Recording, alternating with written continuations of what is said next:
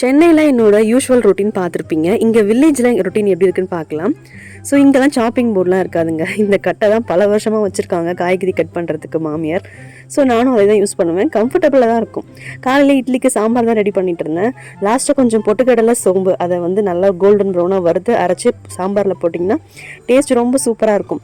சாம்பார் கொதிக்கிற நேரத்தில் கொஞ்சம் நேரம் சன்லைட்டில் போய் நின்றுட்டு வரலாமே அப்படின்னு சொல்லிட்டு போய் நின்றுட்டு வந்திருந்தேன். இங்கே வைட்டமின் டி டெஃபிஷியன்சி வரவே வராது. காலை சாப்பாடு வேலை முடிஞ்சதுக்கப்புறம் மாமியார் வயலுக்கு போயிட்டு கொய்யாக்காய் பறிச்சிட்டு வந்திருந்தாங்க.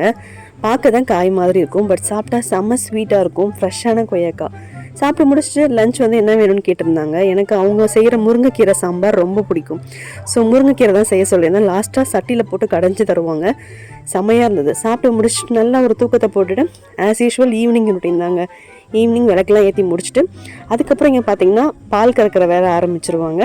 அப்படி ஃப்ரெஷ்ஷாக டீயும் போட்டு குடிச்சாச்சு.